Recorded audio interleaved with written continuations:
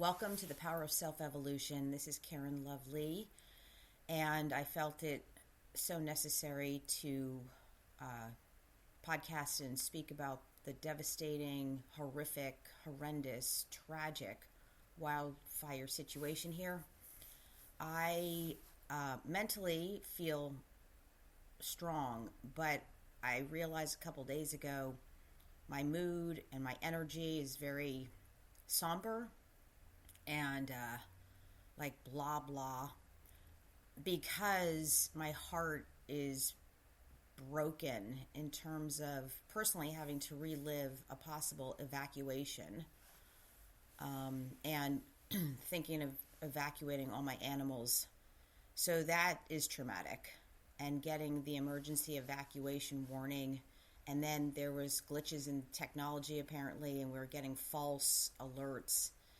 And at one point, and on several occasions, and at one point we got the alert. I thought everything was calm. I needed to rest, and I got the alert, and I could just feel like my nervous system like shut down. And it's one thing when I went through it the first time for the fire evacuation, because I've also been evacuated for mudslides, but the fire evacuation, it came out of nowhere, so I had nothing to expect. I had no waiting period. It was just go, go, go. So in a way, there was a different type of shock, but now having gone through it, the brain is a prediction machine. It's predicting, it's waiting. And so from the moment I saw these fires break out, I gathered all my belongings, started packing up stuff, and most of the stuff is packed, like ready to go already, but then I needed to get like the essential things as if I were about to travel on a trip, and then think about all the animals. So it's just a lot, but when I saw that alert, it just, like, it was a weird sensation that I've never really blatantly experienced before. And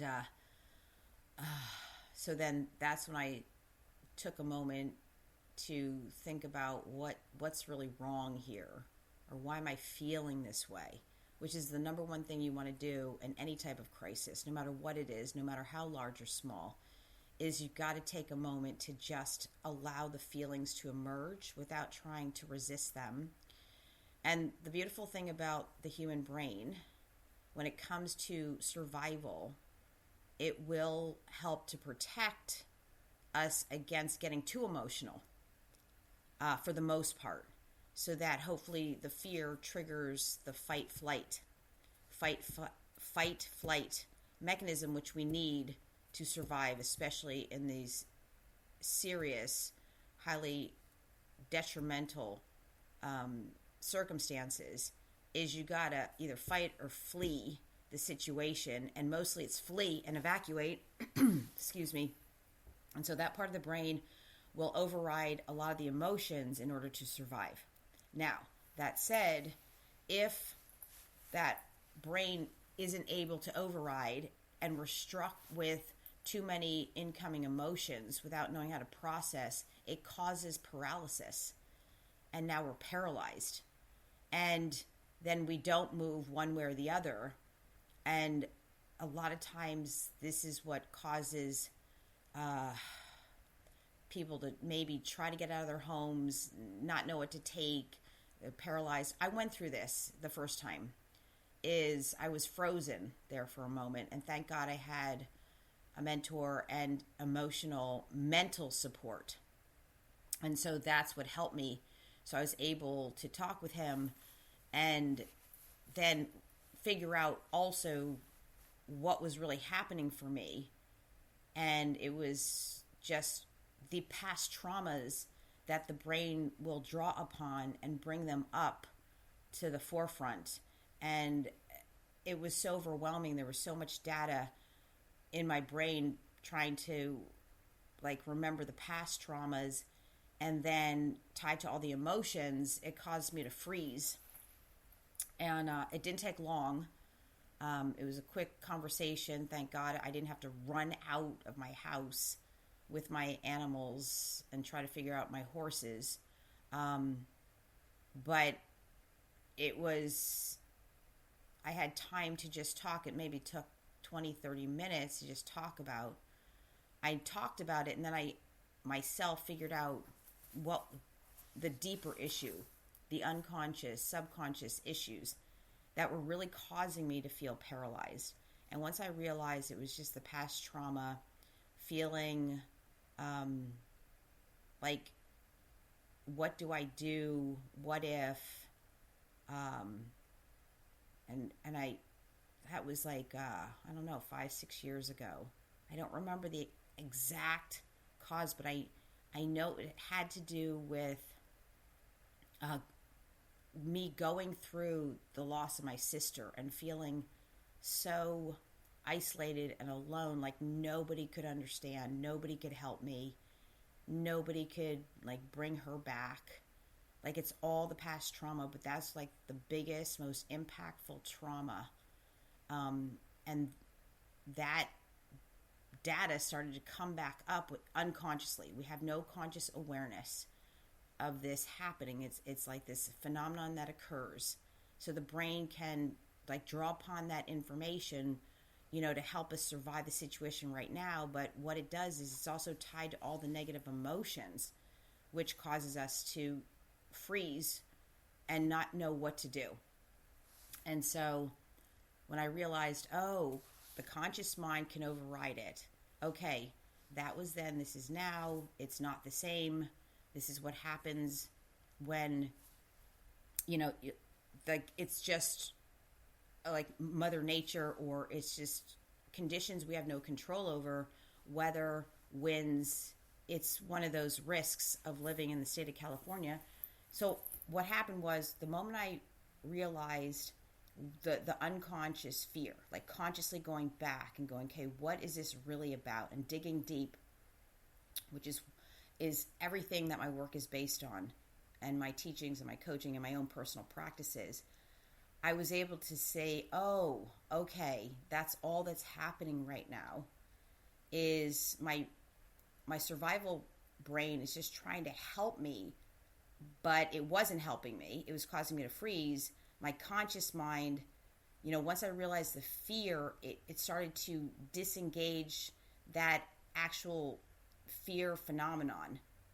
And which, when we're triggered in fear, it shuts off all the signals to the part of the brain, the prefrontal cortex, where we can make critical decisions and we can think clearer and more logistically, have more logic and rationale.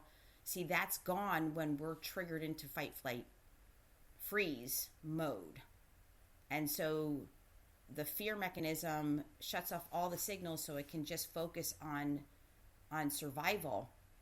So once I realized the root fear, I was then able to reconnect to my logic and rationale, and then I could get into action and start packing up the important things that I thought I needed to pack up in that first evacuation.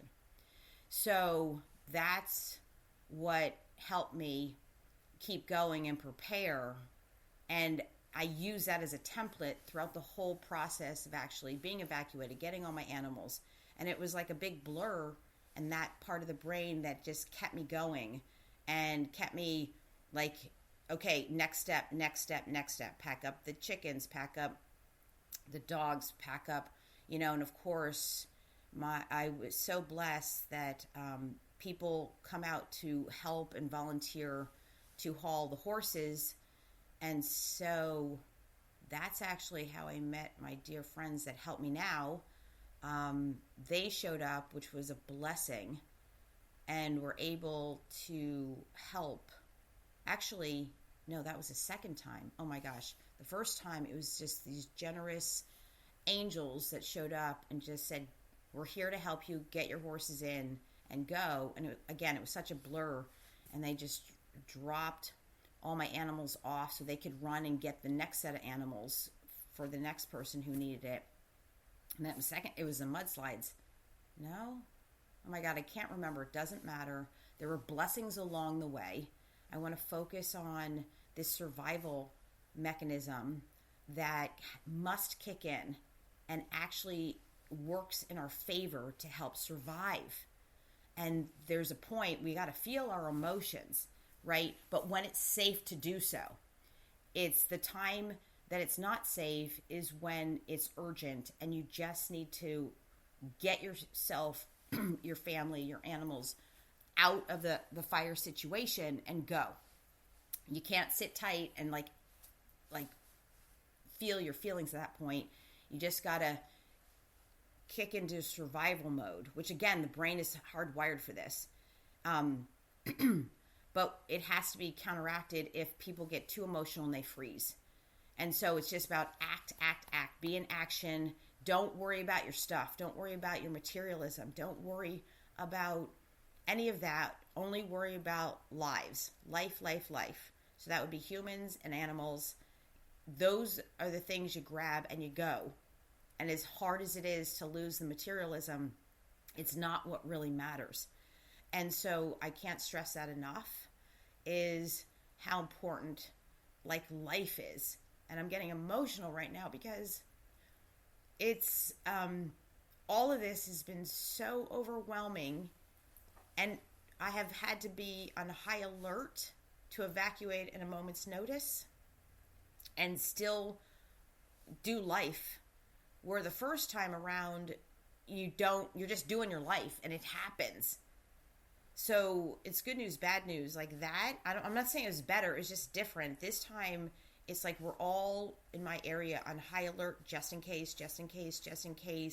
And then we have to follow the news, and just in case the fires and the embers, like all of it could just happen at any moment.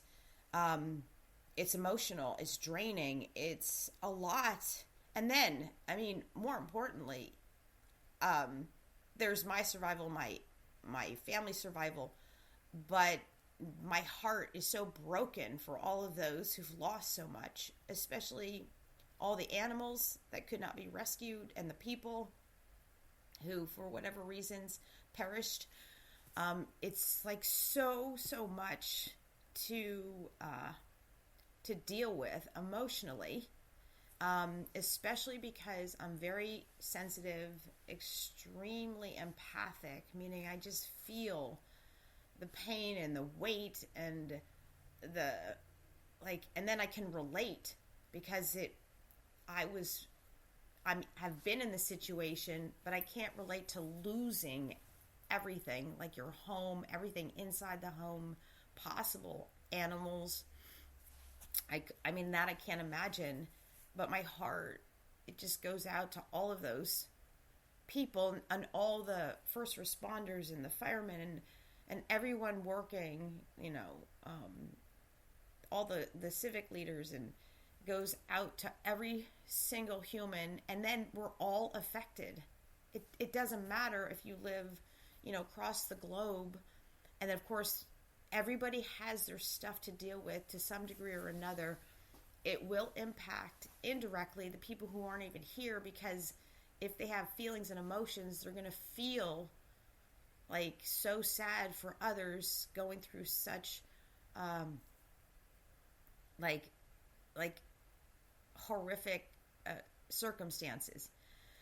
And I felt it so necessary to talk about, to help in a little bit in my own way, because the biggest thing that has to be stressed is, in the midst of handling the survival part physically and making sure your life is safe and your human lives are safe and animal lives are safe, is having the mental and emotional support to work through this. Like, that has always been my saving grace. It's a thing that has helped to save my own life, to give me the opportunity to choose to want to live, right, and not take my own life.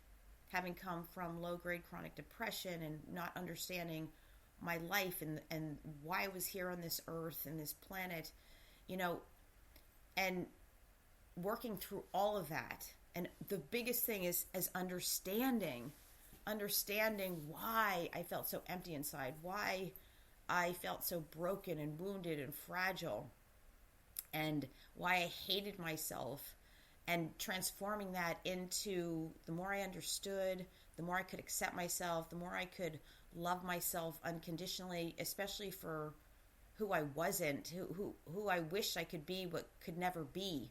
That is one of the hardest things to deal with, in terms of self-worth, self-love, self-acceptance, is loving ourselves for who we wish we could be but will never be. And so the mental health, the emotional health, getting the therapy, the support, people to talk to, focusing on, during these times, how you can make sure you're mentally, emotionally, spiritually fortified, and how you can get that support to help you heal and move through the devastation.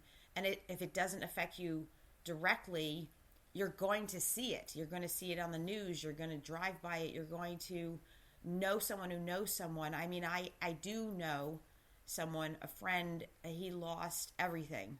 But thank God his life is he's still alive, and his life is spared, and he evacuated and took what was most important to him.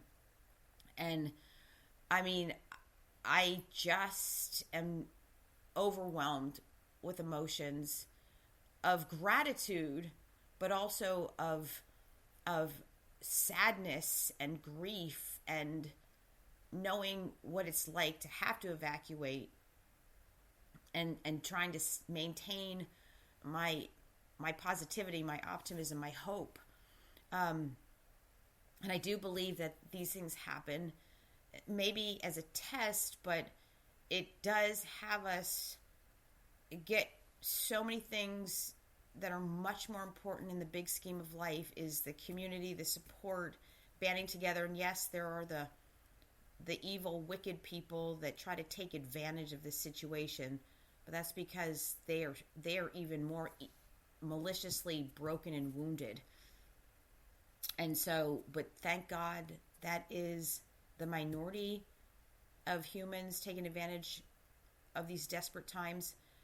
But for the most part, we get to see people banding together, people showing up to help, and the most touching thing was this friend of mine had just said, "Are you being evacuated?" Texted me, and I said no. And he had mentioned he was being evacuated, and I said, "Oh my gosh, there's anything you need?" But I said, "No, we're just on high alert, and I'm waiting." And then he said, "Well, if you need any help moving your animals, let me know." Like, he's evacuated. He's close to where he would lose his home, and he's offering to help me move my animals, is just like so noble, and so like, that is just such a blessing. And it shows how incredibly compassionate and caring and empathetic that he is, that he could, come out of his own circumstances to be of service and help someone like me. And of course, whatever I can do to support him in the best way that I know is with the mental, emotional, spiritual support, first and foremost. And I just, in these times, I feel sad and not my hippie skippy self because of the energy and like knowing what could happen, what it is to go through these circumstances, and how scary and painful and emotional it can be. And so it's just been really, really hard. And I even said, I have to podcast sooner, but I couldn't. I didn't feel, I could, I just felt kind of not numb, below numb, just like this is a lot. This is a lot. I got to keep going. This is a lot. And deal with the rest of my life and keep that going. So, I was trying, but it was too much. And then dealing with my own responsibilities and trying to keep up. So, but I'm here and it doesn't matter. It finally happened and here I am.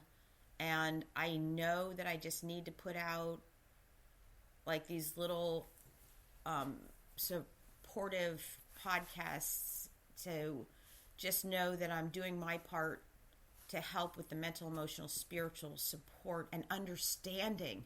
Like you have to, like you can't understand.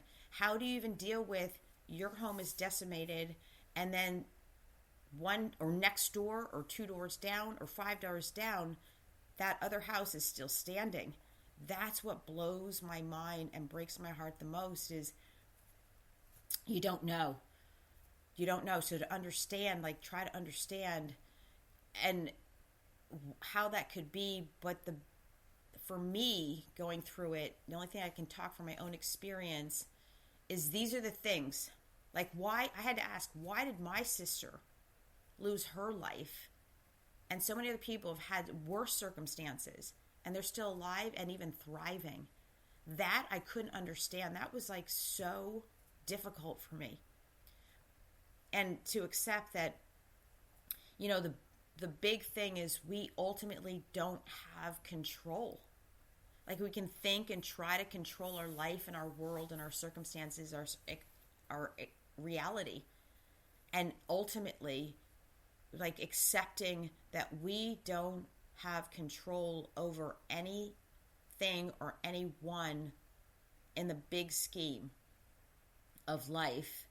And with that, not having control, it's delusional to think we'll have any control, right? We can try to like pretty much set up our material world to think we're in control, but ultimately we are not.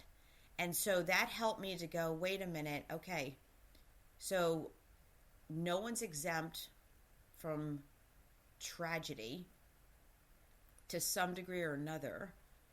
And I do believe things happen for a reason. And then I had to really train myself to go, okay, it's okay, because when things like this happen, through crisis are we most motivated to change, but I like to say through crisis and chaos, do we have an opportunity to transform the situation, to come out of it better, stronger, more wise and enlightened, so that we ultimately can feel a deeper connection to self and to everyone and everything else in our lifetime before the end. And so knowing that we ultimately don't have control, it has me go spiritually. This is where then I have some solace in the spiritual connection. I'm extremely spiritual, and I do believe, somewhat in God, the universe, like higher powers that be. I do believe, and that's where I can draw in that relationship and those connections of, okay, I don't have to, but it's a choice to say, this is happening for a reason. And what are those reasons? Then I start looking for those reasons. And I'm looking for all the blessings in disguise, all the divine intervention, the nuggets, at the very least, of how this can enlighten me and give me more wisdom to ultimately live a happier life right now in this moment. And that's what really helped me. But it took years for me to get all of this, because I had to go through the process. I didn't have someone like me to help me. I had a whole bunch of other people, and then I took all the information and created what I feel like really works for me and checks every box to cover. I need to know why. I need answers. The more I understand and it resonates and it makes sense and it feels good in my body and my beingness, then that helps me to the understanding, gives me the positive perceptions and thoughts, and then that creates all the aligned positive feelings and emotions. And I keep reinforcing this over and over, is always just look for the smallest little blessing, but at first, if anyone had ever said this to me, well, maybe it would have made a difference. No one ever did when I was going through the worst of the worst in healing from my sister's slow suicide. And I call that because she just kept killing herself slowly with the drugs, the alcohol, the eating disorders. She just was killing off her body, and then it just couldn't take it anymore. And so, to heal from that took years, but it was the constant enlightenment, the constant getting answers, the constant self-development that saved my life. And it was the glimmer of hope that I had to keep going and seek the answers and seek the understanding. And then I just kept getting better and better and better and better to prepare me for things like this. And thank God, so far we're in good shape right now as we speak. But it could come at any time. An evacuation alert can come at any time for me and for all of us here in California, Southern California. And it could go to Northern California. But most likely it's not going to, because they have more rain and more precipitation. But it doesn't matter. Then something else could happen. And it's just having the awareness, the conscious awareness. And when you are in a safe place and you have a moment to just allow your feelings to come up, to cry, to, allow yourself to emote, to, punch a pillow, scream out loud, whatever you need to do, that would be the time to do it, as long as your life is not in danger and you're not in an urgent evacuation situation. Then that's when we can go to allow yourself to feel, allow yourself to have emotions, allow yourself to cry. That is probably the most healing thing that I found, is crying and allowing the tears. The fight is more anger-based, and aggression is more anger-based, but underneath that anger is always hurt and pain and sadness. And if we can go right to those feelings and just allow ourselves to feel them and express them and get them out, it's like a release, and it's so healing, and it seems so simple, and yet it's not easy, because our brain will fight us to not allow ourselves the emotions and keep us in high action mode for survival. But there are points when, again, it's safe, your environment's safe, and everyone around you safe. You all need to just allow those feelings and then start to understand that, to focus on the goodness, the lives that have been saved and spared, and the people around you and everyone who cares. Even if we don't know you personally, we care. We feel for you. We're sending you prayers and blessings and miracles. I love saying I'm sending you positive vibes, but I'm sending you so many blessings and miracles. There will be so many miracles that come out of this. We just can't see them now. And I absolutely believe that. I don't care if everyone disagrees with me. I fundamentally know, and it's happening as we speak with the whole insurance thing, is my friends are getting upset, and I'm upset about it, but I said this is what creates the conversation, so we can make new laws and hold insurance companies accountable where they legitimately need to be held accountable, and that we all can band together to change policies and to have a better system for next time. And a lot of things, this was unprecedented. There's no way we were prepared for anything like this. And, no matter what, with the water and the hydrants and the water pressure, there's no way. We had hurricane wind conditions that are unheard of, and never, ever, ever have I ever had to deal with this in California all these years riding my horses in those hills, and never did we have to deal with any of this. And I do believe in global warming, and I do feel it's getting worse, but there's no way we could predict this. It's impossible. And so this is where we get to learn and grow and do better, be better, and make changes that are ultimately going to help the community, help the planet, help, in the long run for sustainability. So that's what I focus on. I'm just saying what I do and what has saved my life and helped me to deal with a lot of chaos and crisis. And I've also, would never want to lose my materialism, but a lot of my work focuses on not using the material world to define our worth and to define who we are and define our identity.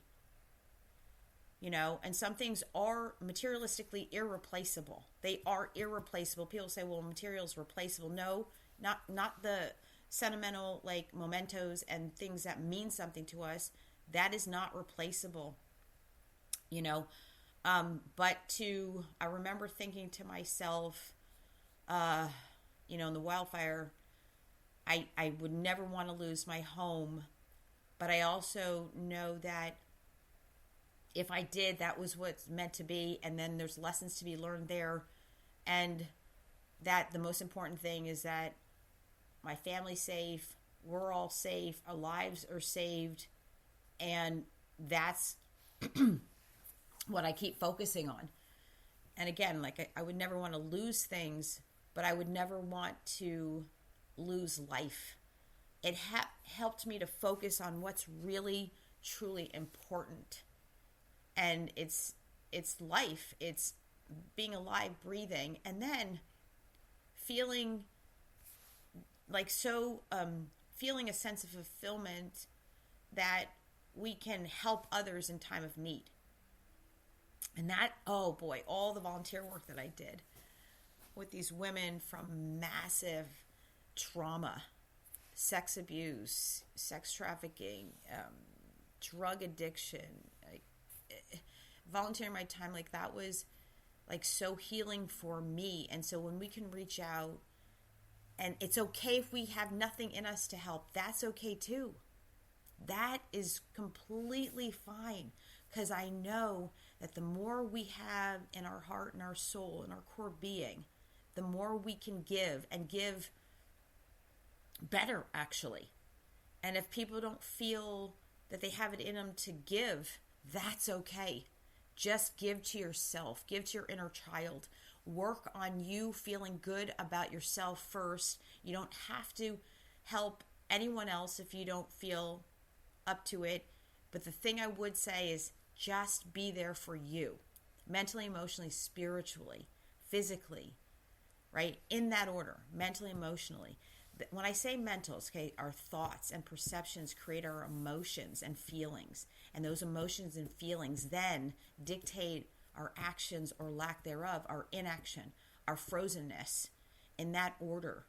And so the more we can focus on the positive perceptions and perspectives, to look for the tiny little bit of goodness, of blessings, of hope.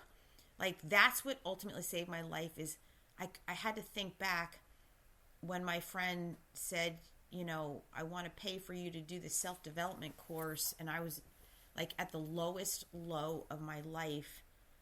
I had to think back, like what had me say yes and accept that.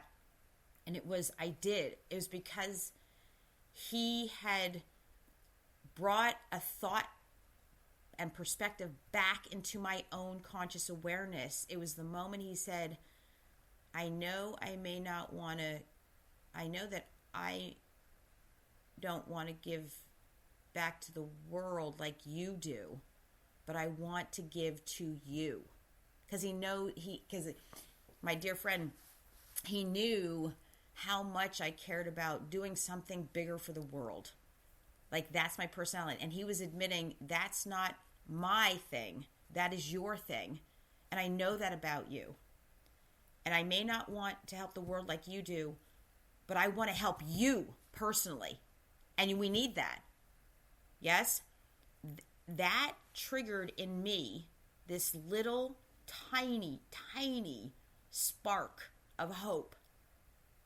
That thought, like, that's what woke me up to say, oh my God, that is me. That is why I'm here. That is, and this was before I became a coach. Like, I just knew there was a greater purpose for me that I've been searching for since I was a child, a young child. And I couldn't remember that.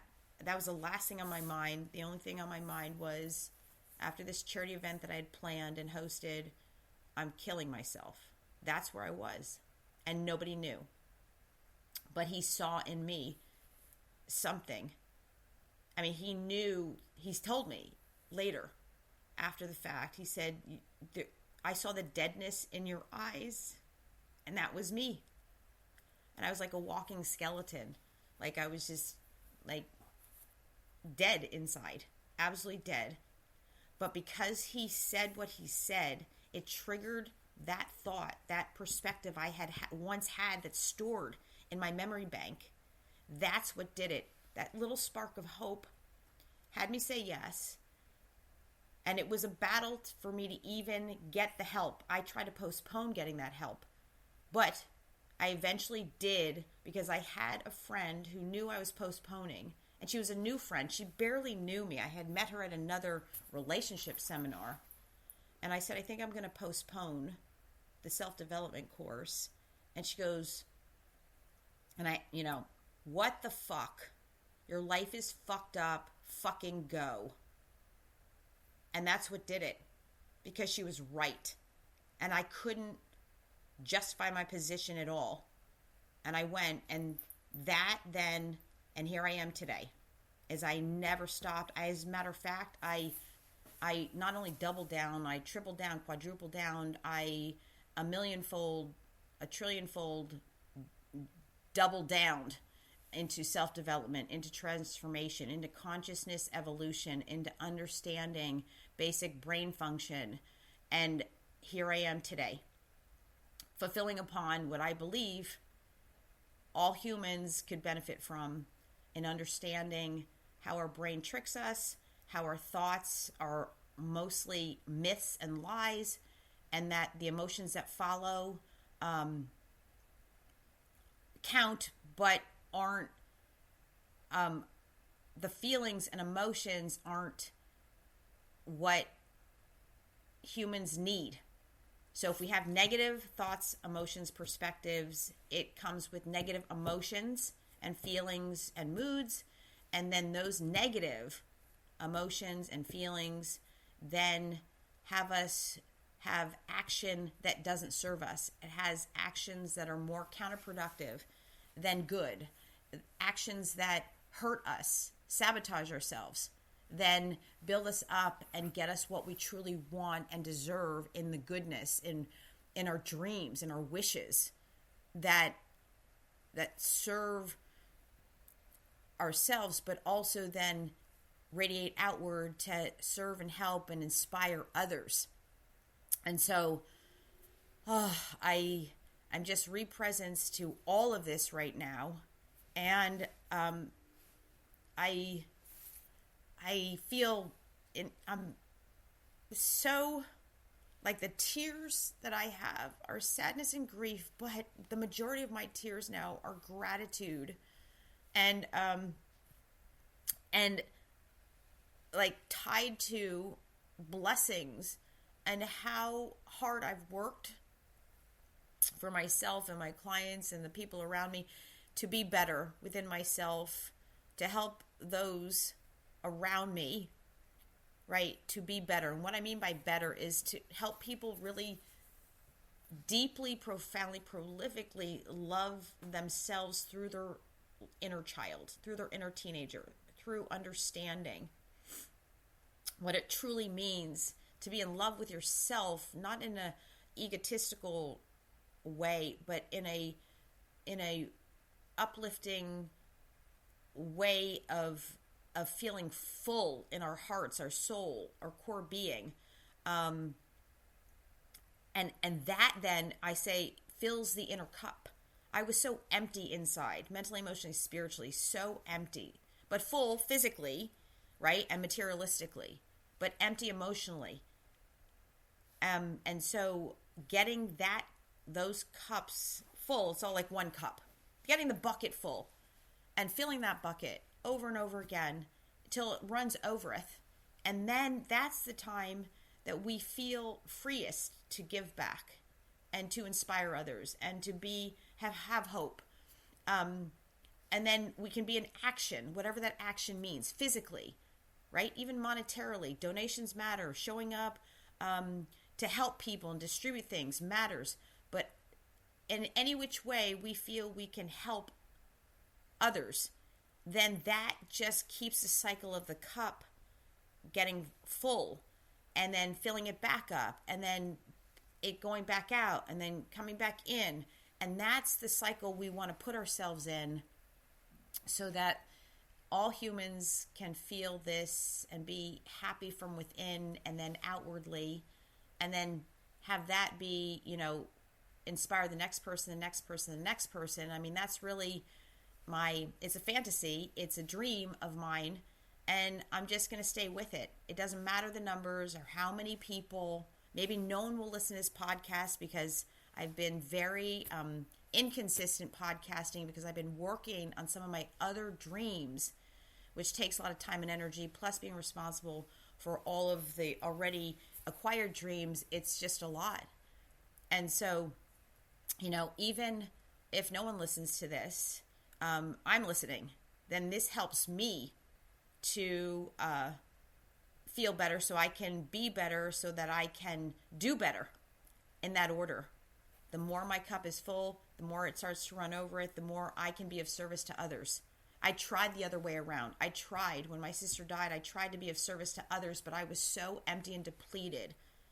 Like I felt so decimated inside. I felt like there was nothing there. And of course I couldn't sustain it. And so through that experience, I even started a official nonprofit organization, but I couldn't mentally, emotionally, spiritually, physically, financially sustain that nonprofit organization because I was so empty and getting emptier and emptier and emptier. I was losing more of myself because I didn't have the answers. I didn't have the support. I didn't have the healing that I craved, that I was yearning for, that I wanted. And especially, I wanted it as a kid. I was a kid who said, I want therapy. And it took, losing my sister for me to finally get what I truly had been searching for, what I needed, what works, what has transformed my life and continues to transform my life. And so I can't stress enough how important it is that we attend to this area and for ourselves, regardless of what happens outside of that. And again, it's okay if your cup's full and you never want to give back. That's okay too. I'm just saying for me, that's how it works. That's the best way for me. That's most sustainable. The more my cup is full, the more I can give back out and then take in the goodness coming back. But I don't do it to get the goodness coming back. I do it because I have the fullness within me to give. And personally, it does make me feel better, but it's not the reason I do it. I'm just feeling good because I love me unconditionally. And in that, I have a lot of extra, so I might as well just, be it and have it go back out. And that's just energy. It's actually a phenomenon we don't even have to work on. It just happens. And so that said, I just want to thank all the people involved, the first responders, the firefighters. The firefighters, I am blown away. They're the real life superheroes. And then all the other civil servants that are out there first responders, the government, like council, like all of it. And then the community and all the people, that are so selfless and that could give back in time of need. The blessings are everywhere. I'm going to leave the podcast today with, I know so many miracles like this. Like, I do believe that this is the radical awakening we need for the insurance debacle in the state of California. As hard as it is, I have said it to several friends, I'm seeing it happen in real time, is it's forcing us to get it together here in the state of California, especially in the realm of insurance and coverage, all of that. But again, there's so many miracles, is it forces us to wake up and come together as humans, as a community, as a state, as a country, as a world. Yes, because what really matters is this in the end. Life, the human life is finite. It ends. And at the end of the day, this is what matters most, is the connection, the people to people, the community, the selflessness, the being of service, the compassion, the empathy, the good, the generosity. All of it matters in the end more than anything, because we can't take the materialism with us, and no one is exempt. It's a guarantee. Every human being on the planet will eventually die. And so what we get to take with us is all of this energy that I believe everything is energy, and all the goodness, the divine energy that fuels our souls, our hearts, our beingness. Like that, I believe it forces us to wake up and we have a choice to see what really matters. And that's why this is like necessary. And I try to focus as much as I possibly consciously can on all the blessings and all the positive miracles and the magic that comes out of this. And it's there, it's in process. We may not even see it for a long time, but I already know through experience that the blessings in the evacuation, the last one for the mudslides, okay, that one was worse because, not worse, sorry, it was different, worse, in that it's like pouring rain, and you can't even see in front of you. But I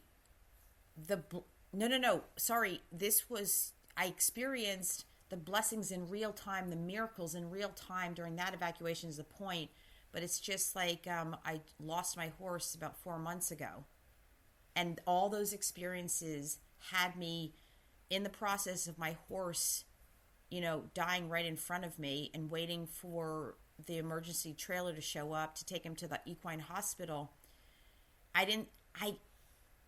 I learned that I kept saying, oh, I know there are blessings coming. I know there are miracles coming. No, this time it awakened me to go, the miracles were happening right in front of me in real time, even though I lost him at the hospital. The thing is, the miracles were there right in front of me. So I want to leave you with that, is like, I know it might not seem like it at all, especially if you've lost everything. But I do believe, and I'm hoping and praying and wishing that you can just see the tiniest little miracle, one step at a time, right in front of you, and then look for another one and another one and another one. And that's what really helped me, is instead I wasn't like I would say, oh, miracles are coming. They're already there, right in the moment. Like, that's what I had to train for and learn.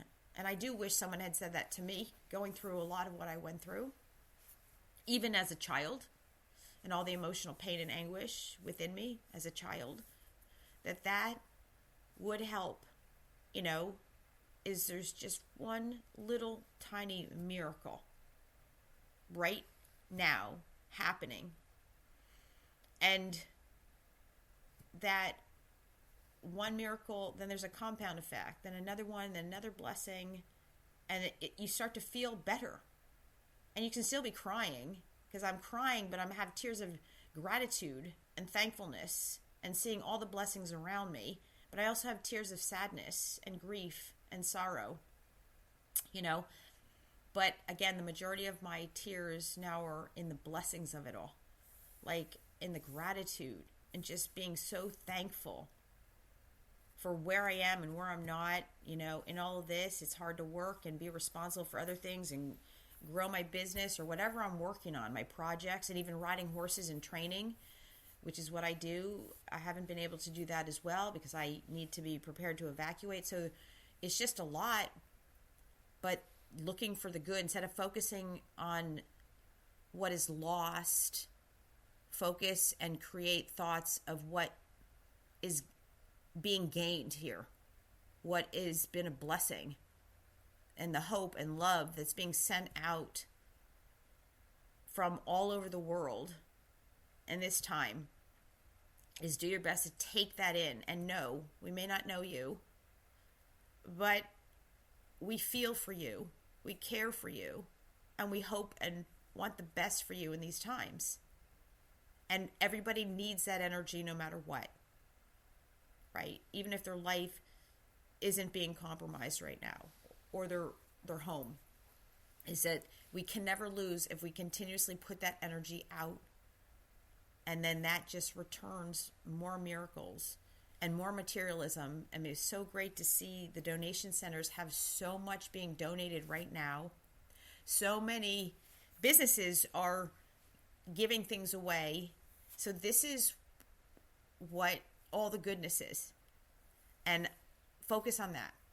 If you at all possibly can, I highly, suggest that you just focus on every little tiny, tiny blessing, and that's what I've been doing.